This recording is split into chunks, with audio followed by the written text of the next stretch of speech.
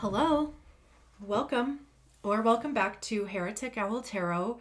My name is Liz, and I will be guiding you on this journey today. This is a reading for Sagittarius, wherever Sagittarius is in your chart. I hope that you are all doing well.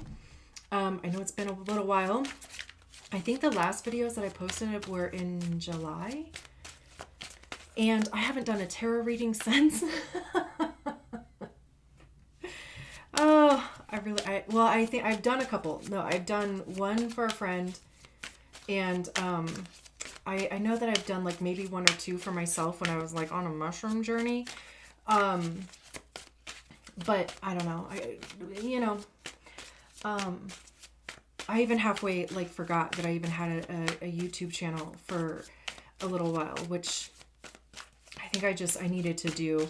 And obviously, if you watched the last readings that I did, I was saying that I was in therapy and I was like working through grief and stuff like that.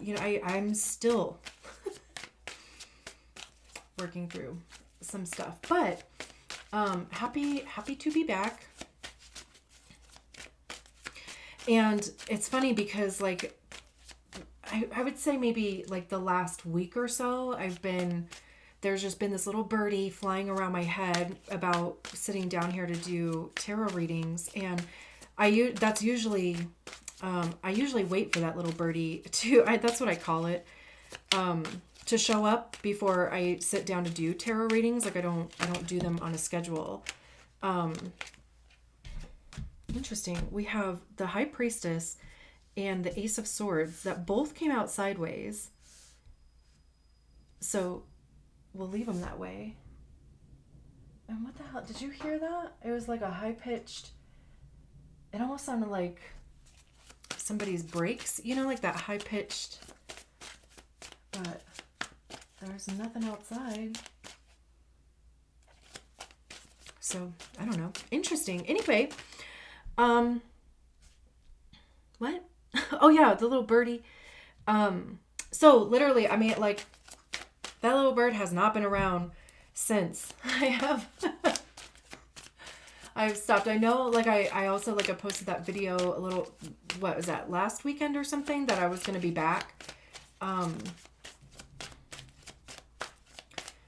But anyway, like, today, that little bird, I was like, okay, all right, like, literally in the middle of my work, I'm like, okay, I'm going to stop and I'm going to go do a couple readings because, man, I just need that thing to shut it. Let me make sure that these are in frame here. Okay, good.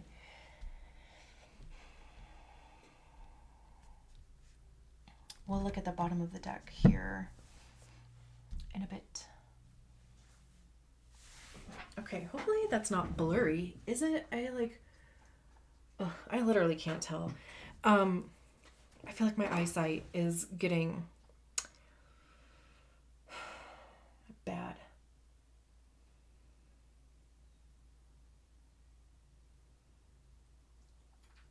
Not bad, but just blurry. Anyway, speaking of eyes, speaking of eyes,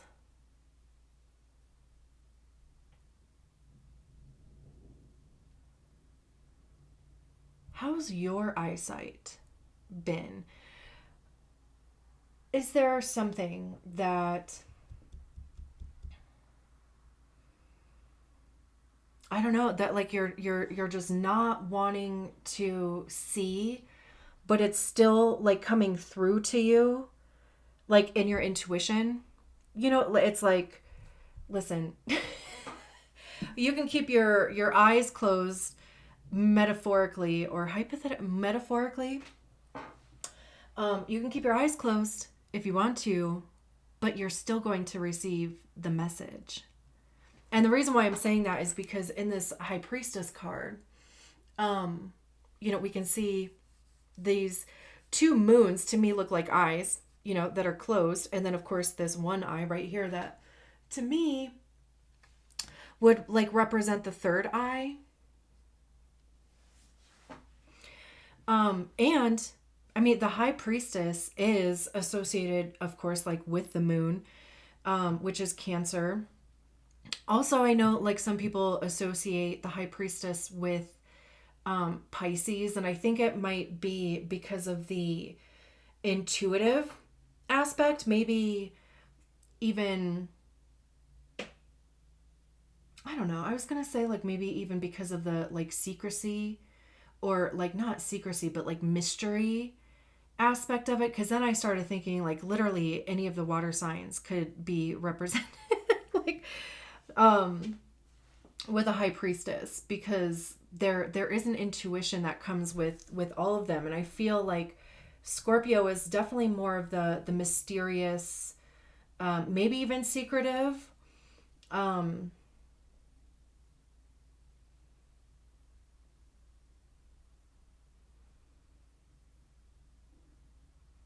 and then, Pisces. Well, and if we think about it, like Cancer is what, the fourth house, which is like your private life, your family, your home. Kind of like really like what happens behind closed doors. Of course, it doesn't obviously like have to be your fourth house, unless of course you're an Aries rising. But just, traditionally, in astrology, Cancer is the fourth house. But yeah, so, the 10th house is public image, your work, how people even like perceive you out in public. Your fourth house is your home life, your roots. Like, again, like what happens behind closed doors, because really nobody knows, right? Like, unless they live with you. And even then, um, people may not even see the full, I don't know what, like truth or the full picture. Because no doubt, like if you don't live alone, when you get those moments when nobody else is home, right? Then it's like you can truly be yourself. Or at least just like be in your own energy.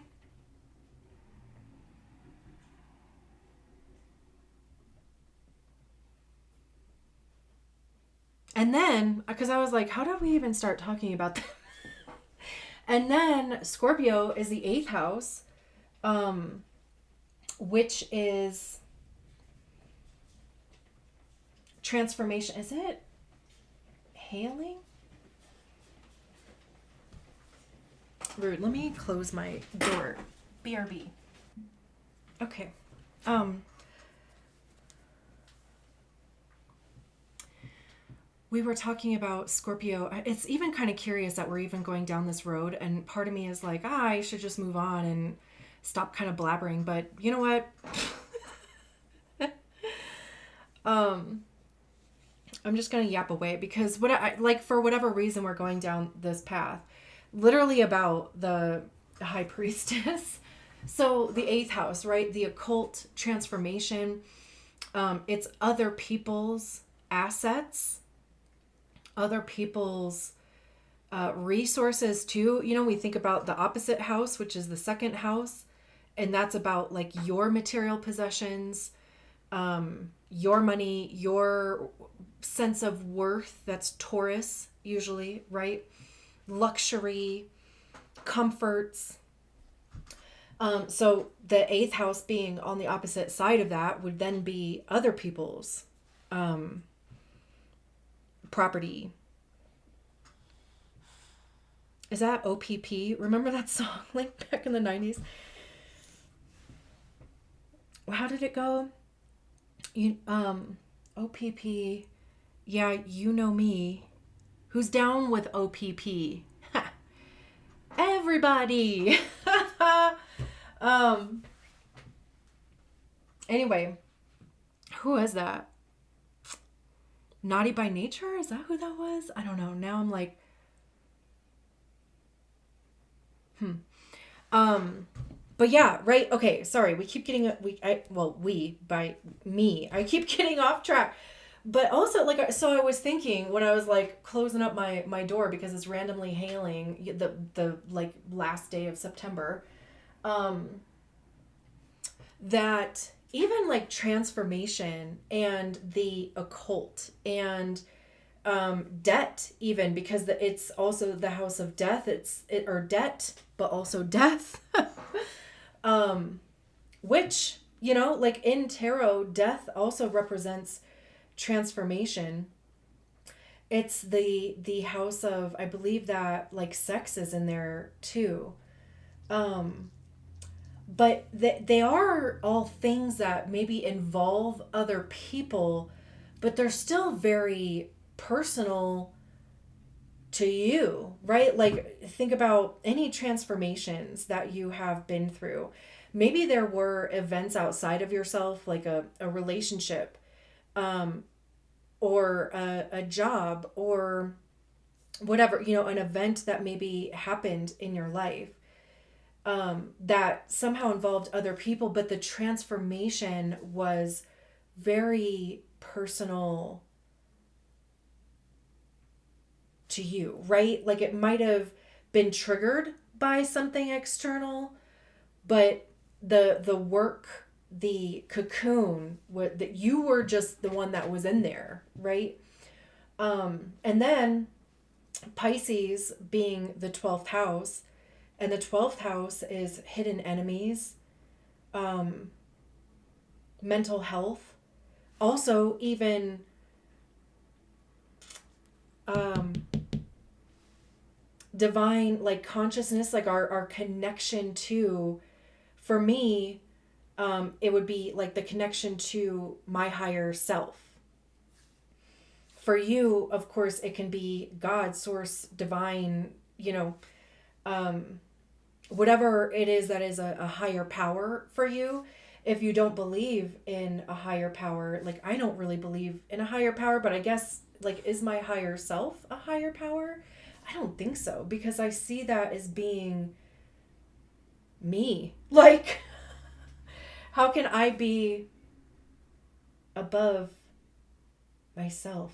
Anyway, not to get all like philosophical, although you might even like that conversation, but being a Sagittarius, right? But again, like if you don't believe in a higher power, then it would literally be like your connection to yourself and how you feel about that, and like even just how you navigate that throughout your life. Again, right, the sister house would be the 6th house, and that has to do with daily routines, health, like physical health. It's Virgo, so like physical health, perfection, being analytical. Whereas again, right, like with the 12th house in Pisces, um,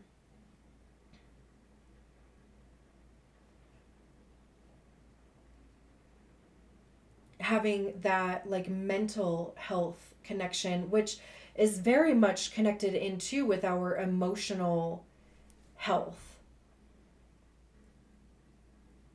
and like where you self-sabotage, and even being able to recognize why and how you do that, which is usually very hidden, which is again like 12th house themes, because like the 12th house is literally right next to the first house. The first house cannot see the 12th house. So that's why anytime you hear anybody talk about like the 12th house, right, like it's hidden. For me, I have Mars and my North Node in the 12th house.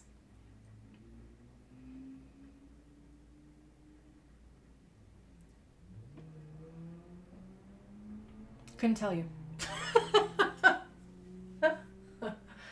um, but anyway, sorry, that was a long ass journey, but I feel like it has to in some way either make sense to you or Hopefully you didn't just like fall asleep. And of course, I mean, we're still only even talking about the high priestess. So there has to be some kind of connection between your fourth house, whatever your fourth house is, right, which would depend on whatever rising sign you are. There has to be something significant-ish going on with your fourth house, your eighth house, your 12th house. Whether it is that you have planets in those houses, or maybe there's some transiting something or others like happening that are just activating any type of placements that you maybe have in those houses. And it doesn't even have to be all three of them either, but just maybe even an emphasis on one or two, whatever. And with this card coming out sideways, there is confusion happening. Or some sort of like non-commitment, or again, I was saying like, if you are resisting what is literally right in front of your face, like it's literally right there. And you're just like, if I close my eyes, like if I can't see it, then it doesn't exist. But your third eye is like,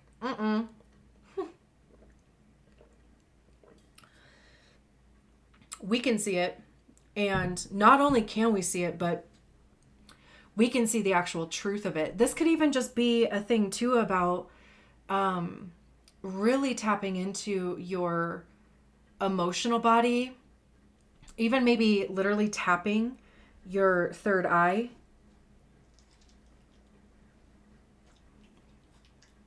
And with the Ace of Swords coming out next to it, because I literally heard in my head, seeing the truth of something. This is literally the sword of truth.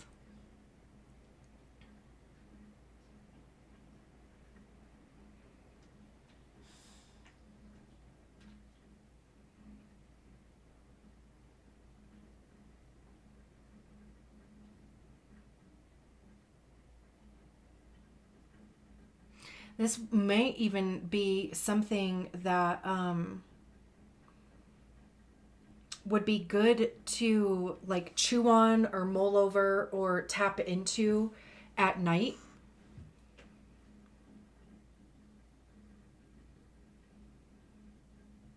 Or even to like dreams. Like maybe you've been having dreams, or even like asking for messages to be received in dreams, or even too, because I mean, we do a lot of work while we're sleeping, right? Like, so, I mean, our body is still functioning, right? Like there's a lot of healing, a lot of stuff that like your body is like, okay, they're not doing anything, functions are really low. We can start putting energy into places to heal, to digest, to whatever, right? So again, either mulling this over, journaling, whatever, like at night.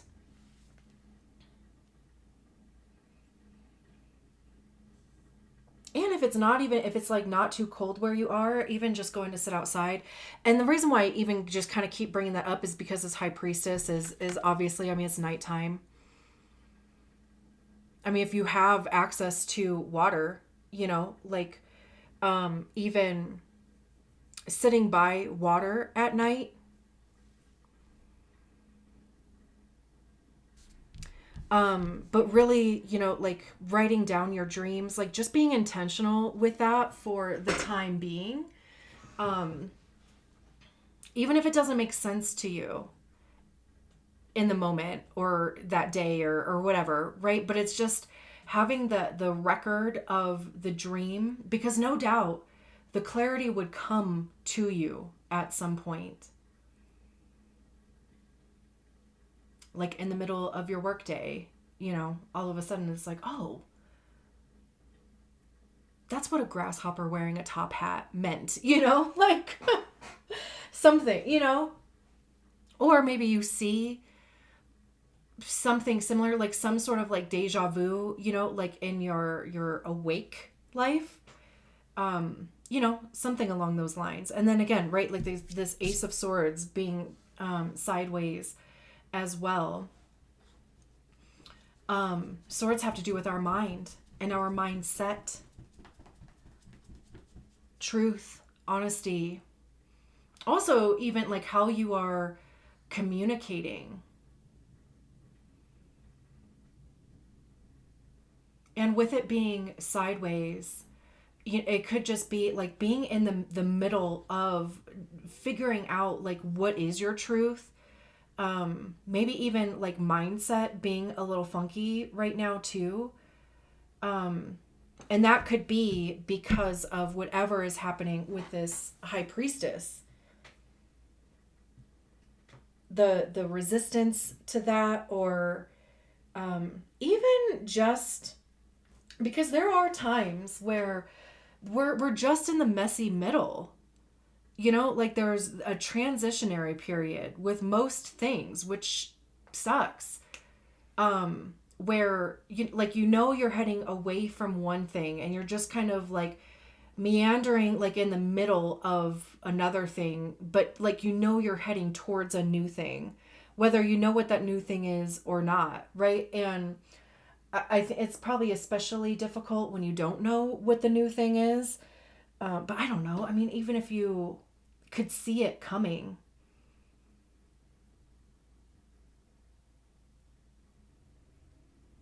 there could still be some uncertainty there. And even like trust fatigue, right? Like, just like really having to like trust that things will work out, that truly, like whatever is going on in your life is somehow for your highest good.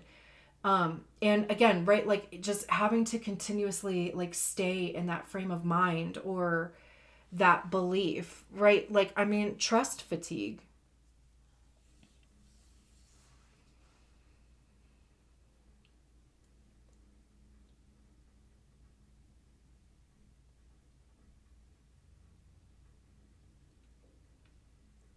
But then it's interesting that we have the Seven of Pentacles over here, where there's these seeds here that are, like being buried. So like over here, there's, this worry or what resistance even maybe, or again, like having to do with your private life, or having to do with your own like internal transformation, or something ending and something beginning, and being somewhere in between that, or again, like with the 12th house, like self-sabotaging and uncertainty, because even too like with nighttime, there, like the word that's coming through is night blindness. Like how it just, things look different in the dark than they do in the light, right?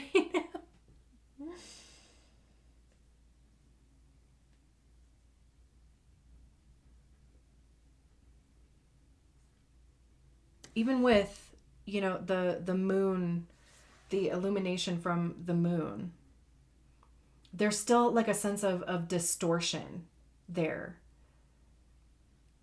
But the Seven of Pentacles is literally in this card planting new seeds, and not only one new seed. There's literally seven. Of course, it is the Seven of Pentacles, but there doesn't have to be like seven seeds that you're sowing in your life. But it's just like maybe you have planted multiple seeds already.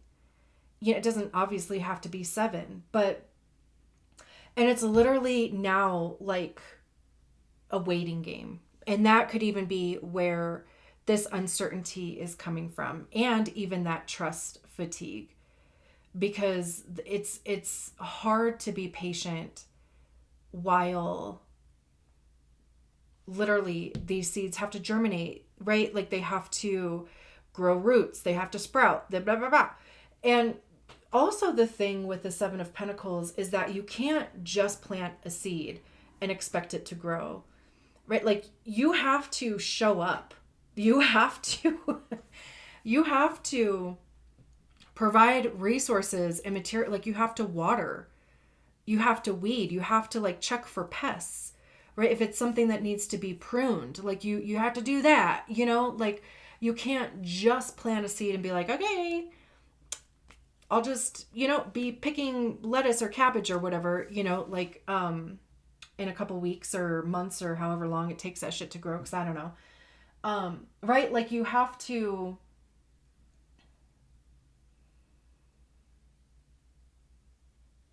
it's like you have to check on things. You have to make sure that, that everything is still doing what it should,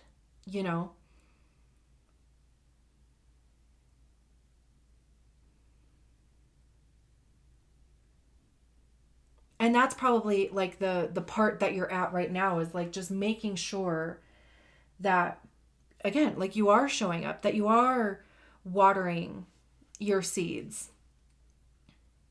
and literally having to trust that they will sprout, or at least a couple of them, right? Like maybe you already know, or you don't expect them all to sprout, but the majority of them, hell yeah, right? Like one or two, sure.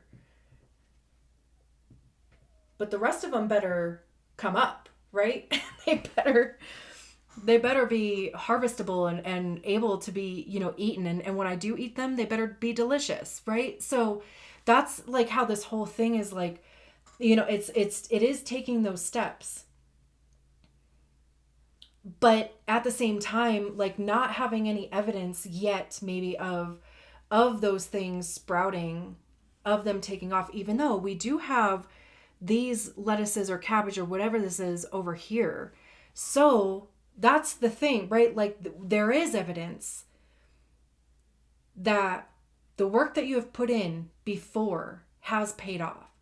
And for whatever reason now, you're like, I don't know if I can do this, or I don't know if this is going to work out, or I don't know, if these seeds now are going to like grow or not. And it's almost too like, using shame or using disbelief, using, what is the opposite of trust? Like, I'm sure there's a word for it. Like using that as motivation.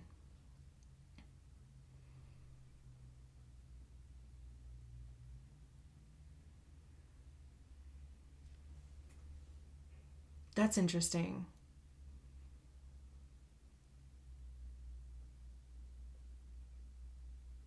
Because literally we have proof here, right? So instead of just being like, hell yeah, I did that, so I can definitely do this, or this worked out, so this definitely will, right? Because no doubt with these plants over here, you were thinking the same exact thing over here, that you couldn't see the path, you couldn't, it wasn't very clear, or it was stressful, or it was this, or it was that. So just kind of like having yourself like really amped up or stressed out, but using that as motivation. And maybe that's because that's your conditioning. I wonder though if there's a different, let's see what's at the bottom of the deck. And I want to take this opportunity, of course, to ask you to subscribe to the channel if you haven't done so already. Of course, it helps me grow.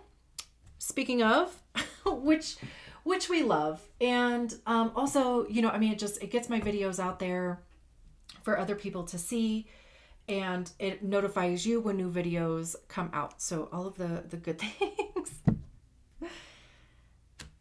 We have the Three of Swords. Let me make sure. Yeah, okay.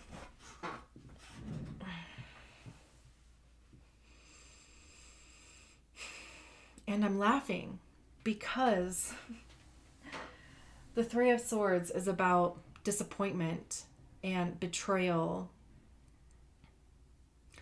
It's usually like depicted as heartbreak. Like there's usually a heart that has three swords sticking in it, but it's swords, right? So it's not emotional.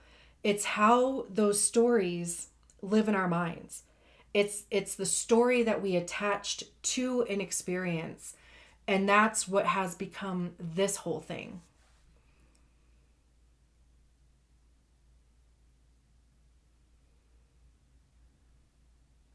It's interesting that there is literally a sword going through the top. Like I said, like I feel like there is a real opportunity here for you to really dig into what that is. And I think too, like that's why, I'm like pointing to this high priestess, because that is like your internal self. That is your, and again, right? Like nobody else has access to that except for you.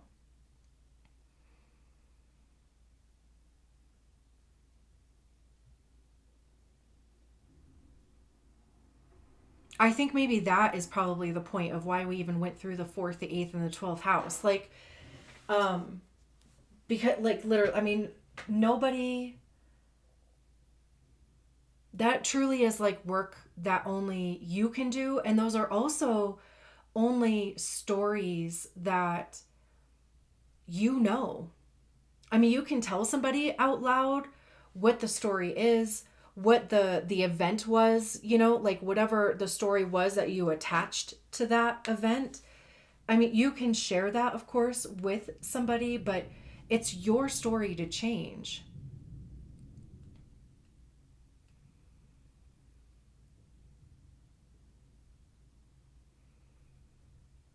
And this hourglass thing here, right? Like,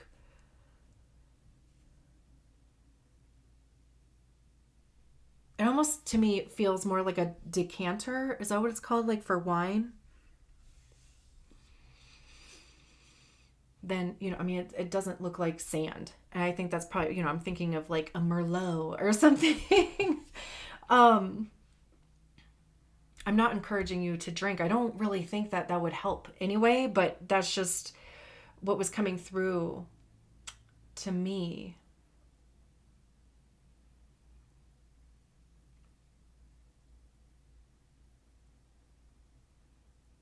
But it is interesting that the top globe here is broke, and the sword is going through it. So, I mean, there could be a, a big truth that, like truth is not necessarily easy all the time. That's why people lie, right? But like, and that's why people lie to themselves too, because it doesn't feel as bad sometimes as the truth. um but the truth truly is like what sets you free, right? Like, I mean, we can even kind of see that on the three of swords over here, getting out of a, a cycle in the mind, even recognizing some sort of betrayal, disappointment, um rejection. I almost said regret, actually. So regret too, rejection, like whatever it was, right? And whenever it happened. Um, and it could have happened, multiple times, but it's recognizing the truth of that, and also even the truth of what story you attach to it and why that story's been following you around, and why it's even popping up here. The Eight of Wands is behind that.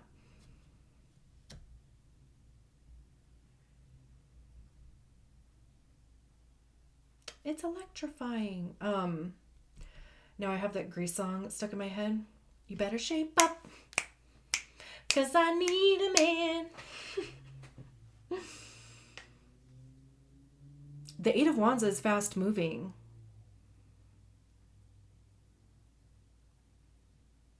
It could be communication coming in. Um, It could be, you know, just taking swift action. Things start moving very fast. It almost even to me feels like with this 3 of swords and the 8 of wands being behind it, it's like, you know, once this bubble has been popped, it frees up a bunch of energy. I always kind of think of like a kinked hose. That's how this combo like feels. And that once the kink has been unkinked, then it's like, you know, the energy just takes off, right? Like, because there's all this pressure building up, which isn't that kind of what lightning is lightning like pressure in the atmosphere, or is it like, you know, atoms or ions or fucking some other scientific shit? I don't know. But for whatever reason, like that was just coming to mind, that there's just like a lot of pressure. Maybe that's what's even happening over here, is that there is a lot of pressure. And again, even using that as motivation, but it doesn't feel good. And we know that because these 2 cards came out sideways. We also know that because the 3 of swords came out here too. So, you know, there's something here about releasing the pressure, even if it's like releasing the pressure on yourself, bro. Like, give yourself a break. Figure out how to do that. And it's definitely a mental thing. And then things will start moving faster. Or not even things will start, because what things, right? It's like, well, what would start moving faster? You would probably just recognize the flow of your life, the flow of your energy, feeling different. Even like where you put your energy, how you use it would feel different also, because it's not like you're like quote unquote constipated.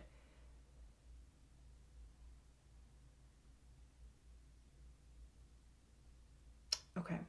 I'm going to leave it unconstipated. Oh, I will talk to you soon. Bye.